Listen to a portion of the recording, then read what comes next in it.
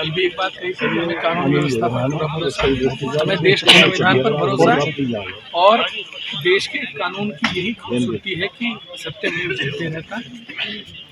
आज न्यायालय ने जमानत पर रिहा किया और मैं आभार प्रकट करना चाहता हूँ और इससे ज़्यादा मैं कुछ नहीं कहूँगा क्योंकि मामला न्यायालय में लंबित है और मैं सभी का, अपने साथियों का, अपने सहयोगियों का, अपने कार्यकर्ताओं का, सभी का आभार प्रकट करता हूँ कि आप सब लोग इस घड़ी में मेरे साथ बने रहें और मैं आप सभी मीडिया कर्मियों का भी धन्यवाद देता हूँ कि आप सब लोगों ने जो है इस मामले को जैसा था उसी तरीके से चलाया, इसमें कोई आप लोगों ने ना कुछ जोड़ा ना घटाया और मैं पुनः पुलिस प्रशासन का और माननीय न्यायालय का दोनों का आभार प्रकट करता हूँ कि जो कानूनी तौर पर होना चाहिए था वही हुआ और हमने भी एक बार भी हमने भागने की, फरार होने की कोई ऐसा प्रयास नहीं किया कि जिससे ये लगता कि हम दोषी हैं।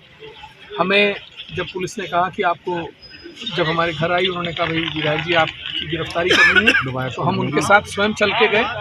हम भी चाहते तो भागकर हाई कोर्ट में जाकर स्टे लगा सकते थे, लेकिन नहीं, हमें कानून व्यवस्था पर पूरा भरोसा था और सत्य की जीत हुई और आगे भी न्याय प्रक्रिया जारी है, ट्रायल है, जो भी है इसके संबंध में मैं कोई अन्य टिप्पणी नहीं करना चाहूँगा क्योंकि कुछ भी कहना किसी भी विवाद को तुल देना होता है। सर, अब विराम लगेगा जो जंग चल रही थी आपस में? देखिए मैं क्या या बदला लिया जाए? नहीं, बदले की कोई परंपरा हमारे यहाँ नहीं है, लेकिन मेरा ये मानना है कि जब मान सम्मान की कोई बात आती है तभी विवाद होते हैं। आप राजनीतिक तौर पर मुझ पर टिप्पणी करिए, आप मेरी माँ को रखेल कहेंगे और मैं बर्दाश्त करूंगा, कोई आदमी नहीं कर सकता, ये सच्चाई है।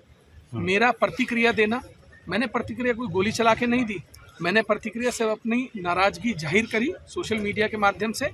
मैंने किसी पे गोली चलाने की, हत्या करने की कोई बात नहीं करी। जिस तरीके से मेरे यहाँ अंधाधुंध गोलियां चलाई गई, मैं ये पूछना चाहता हूँ कि मेरी माँ नहीं है? ऐसी राजनीति क्यों करनी जिस राजनीति में अपनी माँ के लिए गाली सुननी पड़े? ऐसी मर्यादाएं क्यों रखनी जहां अपनी माँ के लिए गाली सुननी पड़े? मैं ऐसी राजनीति कभी ना करूंगा, ना मुझे ऐसी राजनीति की जरूरत है जहां मुझे जिस दिन अपनी माँ के लिए ऐसे शब्दों का इस्तेमाल सुनना पड़ जाए। पुलिस ने आर्म्स जो लाइसेंस है वो भी नष्ट किया और सुरक्षा भी हटाने की कोई बात नहीं, वो कानूनी प्रक्रिया जो करना है कानून को या पुलिस को वो करे, हमें कोई एतराज नहीं। ऑफेंस की गंभीरता को देखते हुए न्यायालय ने ये पाया कि बेल का केस बनता है और 40,000 रुपए की 2 श्योरिटीज और पर्सनल बॉन्ड पर रिलीज कर दिया गया है। क्या कोई विशेष हिदायत भी दी गई है, किस तरह के दिशा निर्देश को देखते हुए उम्मीद जी? नहीं, अभी ऐसी कोई कंडीशन नहीं है, ऐसा कोई मैटर नहीं था सुरक्षा के लिए। कोर्ट के सामने इस समय केवल बेल एप्लीकेशन था। आपने कोई अपील की हो कोर्ट से? आगे कोर्ट से हमने यही निवेदन किया था कि बेल का केस है और कोई इनके खिलाफ ऐसा ऑफेंस नहीं बनता है जैसे कि एलिगेशन FIR में लगाए गए हैं। 1 दिन की देरी से FIR दर्ज कराई गई थी और कोई ऐसी फायरिंग की एविडेंस नहीं मिली मौके पे, कोई खोखा मौके पे नहीं मिला है और न ही कोई अभी तक इन्वेस्टिगेशन में ऐसा कोई निशान वहाँ आया कि फायर हुई।